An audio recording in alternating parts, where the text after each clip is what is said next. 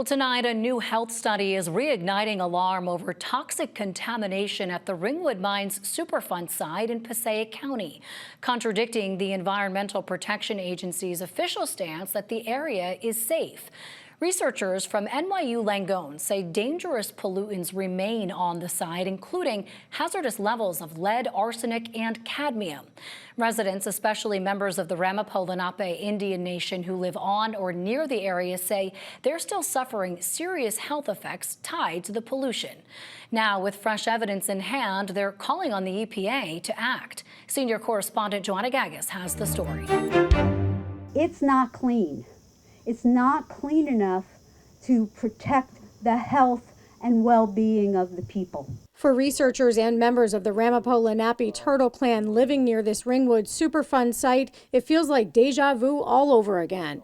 They're once again being told by the EPA that the site of extreme contamination in Ringwood is all clear, even though recent testing conducted by researchers at NYU Langone Health shows that it's not. As the EPA is close to pulling up stakes after 42 years, concluding its work is complete, proclaiming the site is as human exposure under control, the NYU Langone Medical School has found that there is still dangerous levels of contaminants in these soils and air and in the bodies of the residents here. To fully understand it, you have to go back. This was once the Ringwood iron mines in the 17 and 1800s. Then in the 1960s and 70s, Ford Motor Company used the abandoned mine shafts to dump toxic sludge and used car parts, causing extreme levels of pollution that led the EPA to deem it a Superfund site in 1983.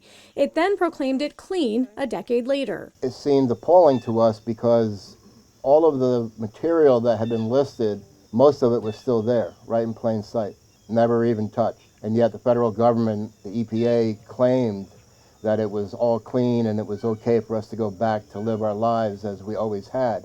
And that amounts to a death sentence. We have a community that used to be 1,100 plus people that now dwindled down to less than 200. Acting chief of the Ramapo Lenape Nation, Vincent Mann, says entire families have been erased since the EPA first left the site in the 90s, dying from sickness, including all forms of cancer, as a result of toxic exposure. There are a lot of people who are responsible for the failures, the EPA being one of them, this town being another.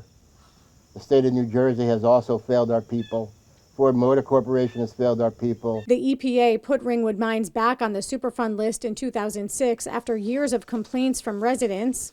They've since capped waterways and removed millions of pounds of contamination from the mines and soil. But earlier this year, researchers found that the EPA has deemed the site human exposure under control, meaning there's no unacceptable risks of toxic exposure.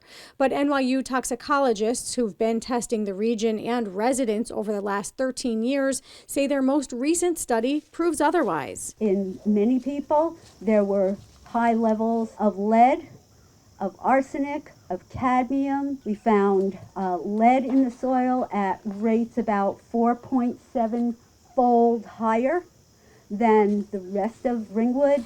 We also found arsenic at high levels, about 10-fold higher than the standards. In a statement, the EPA told us they've yet to complete all cleanup actions at the site, that groundwater cleanup is currently being designed, and the vegetated area adjacent to surface waters still needs to be completed. They've also not yet been provided the data from NYU, but once it's received, EPA will evaluate it and determine whether further actions are necessary.